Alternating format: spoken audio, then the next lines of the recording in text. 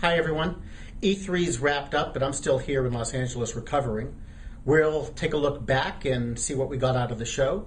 We'll talk about some good signs for hiring in the third quarter, and Ruby on Rails developers are needed in Boston. All that and a little bit more on the DiceTV update for Friday, June 18th, 2010.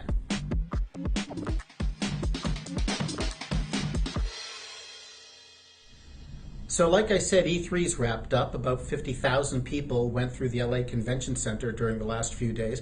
Almost all of them were professionals in video games. They were producers, they were writers, they were designers, they were developers, engineers, retailers. They were all feeling pretty good. They said we're coming out of a slump. One retailer said things are still pretty bad, but he said there was more energy at this show than he's ever felt before, and he thinks things are looking pretty good going into next year.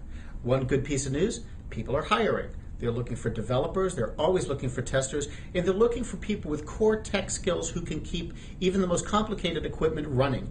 Because like one guy said to me, even the really important stuff and the complicated stuff breaks.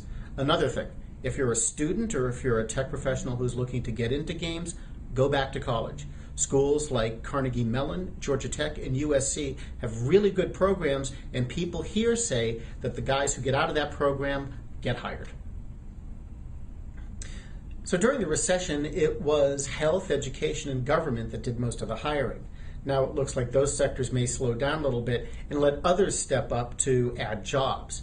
Manpower did a survey and found 18% of the organizations it talked to expect to do moderate hiring during the third quarter. Leading the way, leisure and hospitality, mining, professional and business services, and wholesale and retail. Plan your job search accordingly. So there seems to be a shortage of Ruby on Rails developers in Boston. It's most profoundly affecting companies who are involved in web development and design. A member of the Boston Ruby group did a survey and found that many companies were either extremely likely or very likely to hire people they could find who could fill that gap. Who they could find, that's the key. As this person said, it's a question of a lot of demand and a little supply.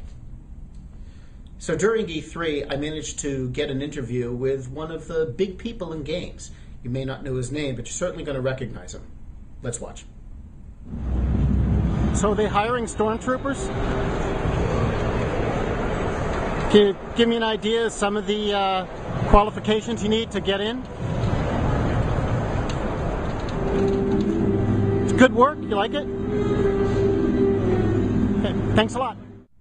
That's it for this week. Kat Miller will be back on Wednesday with another edition of DiceTV, and I'll be back with another report on Friday.